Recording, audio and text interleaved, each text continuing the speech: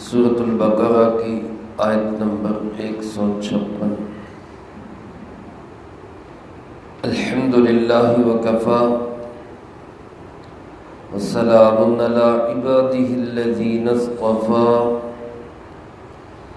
خصوصا علی سید الرسل وخاتم الانبیاء وعلى آلہ واصحابہ الاتقیاء۔ اما بعد فاعوذ باللہ من الشیطان الرجیم، بسم اللہ الرحمن الرحیم۔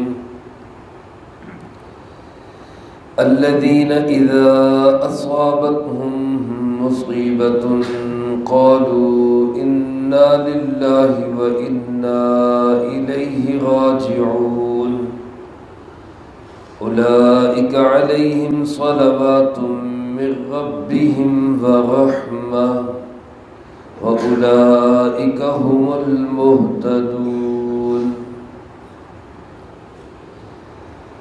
الذين إذا أصابتهم مصیبہ، صبر کرنے والے لوگ وہ ہیں کہ جب ان کو کوئی مصیبت پہنچے،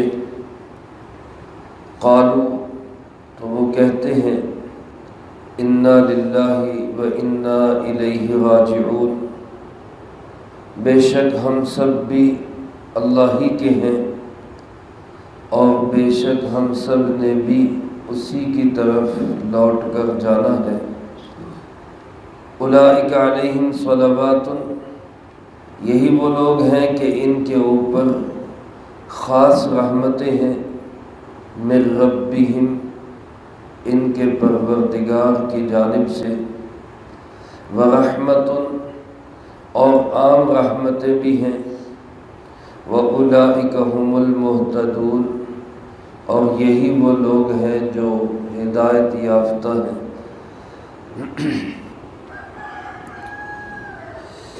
اس سے پہلی آیت مبارکہ میں اللہ رب العالمین نے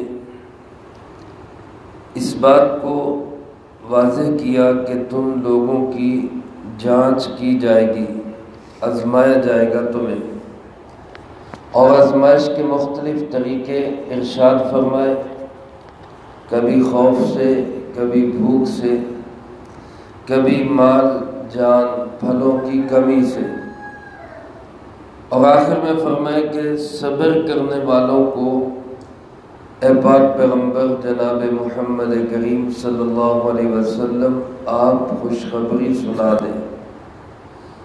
صبر کرنے والے کون ہیں اور خوشخبری کس بات کی سنا دیں؟ اس کو اللہ پاک نے ان آیات مبارکہ میں بیان فرمایا جو آج تلاوت کی گئی۔ صبر کرنے والے وہ ہیں الذین اذا اصابتهم مصیبہ، کہ جب بھی ان کو کوئی مصیبت پہنچتی ہے، دینی، دنیاوی، جسمانی، روحانی، مالی یا کوئی بھی، تو وہ لوگ کیا کہتے ہیں؟ انا للہ و انا الیہ راجعون۔ میرے محترم دوستو، یہ کلمہ ایک ایسا کلمہ ہے کہ جو جناب محمد کریم صلی اللہ علیہ وسلم کی امت کی خصوصیت ہے۔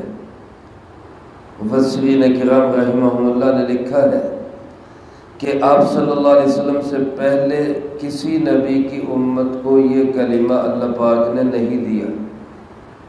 کسی بھی غم، دکھ، صدمے کے موقع پر اس کلمے کو زبان سے کہنا، یہ بھی ایک عمل ہے، ایک حکم ہے، اور اسی کلمے کو سمجھ کر کہنا یہ دلوں کے سکون کا سبب ہے۔ کسی بھی صدمے پہ، مثال کے طور پہ انسان کے لیے بڑا صدمہ یہ ہوتا ہے کہ اس کا کوئی اپنا پیارا دنیا سے چلا جائے، اپنے خاندان میں، اپنے عزیز و اقارب میں، اپنے رشتہ داروں میں، اپنے آباء و اجداد میں یا اپنے بچوں میں کوئی دنیا سے جائے، تو اس وقت میں ہم کیا پڑھتے ہیں؟ انا للہ و انا الیہ راجعون۔ علماء نے لکھا ہے کہ اس جملے کے پڑھنے کا بھی بہت بڑا اجر ہے، صبر کرنے والوں میں انسان شامل ہو جاتا ہے، اور اس جملے کو سمجھ کر پڑھنے سے دل کو سکون ملتا ہے۔ مفسرین کرام رحمہم اللہ فرماتے ہیں کہ انا للہ میں عقل کو سکون ملتا ہے، اور انا الیہ راجعون میں طبیعت کو سکون ملتا ہے۔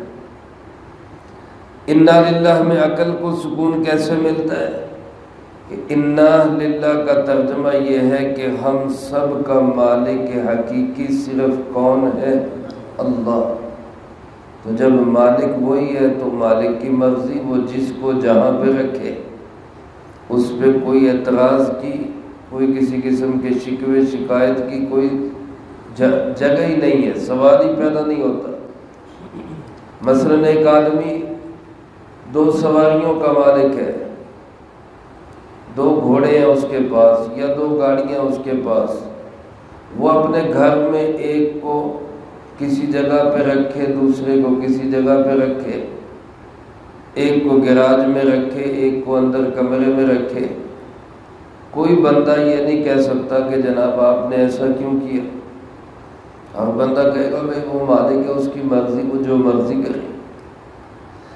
میرے عزیز دوستو، اسی طرح اللہ رب العالمین مالک ہے، وہ جو چاہے اپنی مخلوق میں اور اپنی مملوک میں کرے۔ ایک باپ کے 2 بیٹے ہیں، وہ اپنے بیٹوں میں سے ایک کو گھر کے اوپر کی منزل دے دیتا ہے، ایک کو نیچے کی منزل۔ کسی کو اعتراض کا حق نہیں، ٹھیک ہے، اس کے بیٹے حالانکہ اس کے مملوک نہیں ہے، وہ باپ ہے صرف۔ اللہ رب العالمین جو ہمارا حقیقی مالک ہے، وہ کسی کو زمین پہ رکھے، کسی کو اوپر اپنے پاس بلا لے، اس مالک کو بھی تو اختیار حاصل ہے۔ تو اس پہ بھی کسی کو کوئی کسی قسم کے اعتراض کا کوئی حق نہیں، عقل کو سکون ہو جاتا ہے۔ اور طبیعت کو سکون کیسے کہ انا الیہ راجعون، جانا ہم نے بھی وہیں پہ، اگر ہم سے پہلے چلے گئے ہیں تو ہم نے کون سا یہاں سدا رہنا ہے، ایک نہ ایک دن ہم نے بھی یہاں سے وہیں پہ چلے جانا ہے۔ تو طبیعت کو بھی سکون ہو جاتا ہے، خیر ہے وہاں پہ چلے جائیں گے، ملاقات ہو جائے گی۔ تو غم کے موقع پر، صدمے کے موقع پر اس جملے کو زبان سے کہنا بھی ایک سنت عمل ہے، اور دلوں کے سکون کا سبب ہے، اور سمجھ کر کہنا تو انتہائی سکون کا سبب ہے۔ اس لیے اس جملے کو بھی اللہ کی ایک نعمت سمجھنا چاہیے، اور کسی بھی صدمے پہ، کسی بھی غم پہ اس کو سمجھ کر کہنا چاہیے انا للہ و انا الیہ راجعون۔ ایک دفعہ حضرت اما جان سیدہ عائشہ صدیقہ رضی اللہ تعالیٰ عنہ جناب محمد کریم صلی اللہ علیہ وآلہ وسلم اپنے شوہر نامدار کے ساتھ تشریف فرما تھی۔ رات کا وقت تھا، چراغ جل رہا تھا، کہیں ہوا ذرا تیز چلی تو چراغ بجھ گیا۔ چراغ بجھا تو جناب محمد کریم صلی اللہ علیہ وسلم نے فرمایا کیا؟ انا للہ و انا الیہ راجعون۔ تو حضرت عائشہ رضی اللہ تعالیٰ عنہ کہنے لگی اللہ کے محبوب یہ تو اس وقت نہیں پڑھا جاتا جب کوئی فوت ہو جائے، جب کوئی انتقال کر دے پھر نہیں پڑھا جاتا، یہ تو چراغ بجھا ہے، ابھی میں اس کو دوبارہ روشن کر دیتی ہوں، اس پہ کیا پڑھنا؟ یہ ایک سوال تھا ان کا، پوچھنے کا انداز تھا ان کا۔ اور حضرت اما جان سیدہ عائشہ صدیقہ رضی اللہ تعالیٰ عنہ جناب محمد کریم صلی اللہ علیہ وسلم کو اسی لیے زیادہ پیاری اور محبوب لگتی تھی کہ وہ علمی سوالات کیا کرتی تھی، دین کو سیکھ سیکھ کر امت تک پہنچاتی رہیں۔ حضرت عائشہ رضی اللہ تعالیٰ عنہ کے اس سوال کے جواب میں آپ صلی اللہ علیہ وسلم نے فرمایا کل ما یسوء المؤمن، اے عائشہ ہر وہ چیز جو مومن کے لیے صدمے کا سبب ہو، تکلیف کا سبب ہو، ہر چیز پہ مومن کو کہنا چاہیے انا للہ و انا الیہ راجعون۔ اس سے دل کو سکون مل جاتا ہے۔ تو دنیا میں کوئی مالی نقصان ہو، کوئی جانی نقصان ہو، یا کوئی انسان پہ صدمہ آ جائے، کوئی چیز بھول جائے، انسان کو ذہنی طور پر تکلیف ہو، تو ان تکلیف کے حالات میں اس جملے کا پڑھنا یہ باعث سکون بھی ہوتا ہے، اللہ کی طرف سے بہترین بدلہ بھی ملتا ہے۔ اس کے ساتھ ایک دعا حضرت سیدہ ام سلمہ رضی اللہ تعالیٰ عنہ وہ پڑھا کرتی تھی۔ جب ان کے خامن کا انتقال ہوا تو وہ دعا پڑھا کرتی تھی، انا للہ و انا الیہ راجعون، اللہم اجرنی فی مصیبتی واخلف لی خیرا منہا۔ اے اللہ مجھے میری مصیبت میں اجر بھی دے اور میرے لیے اس کی جگہ پہ بہترین خلیفہ، اس کا بدل، اس کا نائب بھی مقرر کر دے۔ فرماتی کہ میں یہ دعا پڑھا تو کرتی تھی، لیکن سوچا کرتی تھی کہ ابو سلمہ سے بہتر خامن مجھے کون مل سکتا ہے۔ بڑی محبت تھی اپنے خامن کے ساتھ، تو فرماتی تھی کہ ابو سلمہ سے بہتر خامن مجھے کون مل سکتا ہے، لیکن اللہ کی شان کہ اللہ پاک نے ان سے بہتر خامن جناب محمد کریم صلی اللہ علیہ وسلم ان کو عطا فرما دی۔ اس لیے غم اور صدمے کے موقع پر اس دعا کو پڑھنا یہ صبر کا اظہار ہے، اس دعا کو سمجھنا یہ دل کے سکون کا سبب ہے۔ جب انسان اس طرح صبر کرے گا، اللہ پہ بھروسہ اور اعتماد رکھے گا، تو پھر اس کے لیے بشارت کیا ہے؟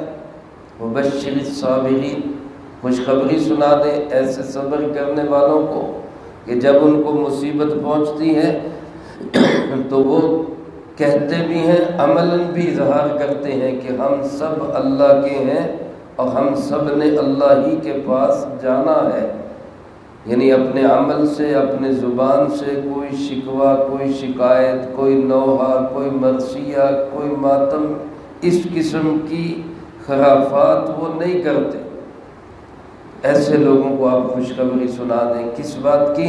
فرمایا اولئک علیہم صلوات، ان کے اوپر اللہ کی خاص رحمتیں ہوں گی۔ صلوات خاص رحمتوں کو کہا جاتا ہے، جیسے انبیاء علیہم الصلاۃ والسلام، انبیاء کے لیے ہم کہتے ہیں الصلوات، ان کے اوپر صلوات ہوں، اللہ کی خاص رحمتیں ہوں۔ یہ خاص رحمتیں ان لوگوں کے حصے میں بھی آئیں گی جو غم اور صدمے اور دکھ اور تکلیف کے موقع پہ صبر کرنے والے ہوں۔ اور خاص رحمتوں کے ساتھ فرمایا برحمت، عام رحمتیں بھی ان کو ملیں گی، دنیا میں بھی، آخرت میں بھی، روحانی بھی، جسمانی بھی، ہر اعتبار سے اللہ کی رحمت میں یہ لوگ نہائے جائیں گے۔ اور فرمایا وَأُولَئِكَ هُمُ الْمُهْتَدُونَ، یہی وہ لوگ ہیں جو ہدایت یافتہ۔ دنیا میں اگر کسی نے لوگ دیکھنے ہوں کہ ہدایت والے کون سے ہیں، تو دیکھ لیں کہ صبر کرنے والے کون ہیں، جو اللہ کی ذات پہ اعتماد اور بھروسہ رکھنے والے، شکوہ شکایت نہ کرنے والے، صبر کرنے والے، پی جانے والے، سہ جانے والے، برداشت کر جانے والے، یہ لوگ ہیں کہ جن پر اللہ کی رحمتیں بھی موسلا دھار بارش کی طرح برستی ہیں، اور یہی لوگ ہدایت والے ہیں۔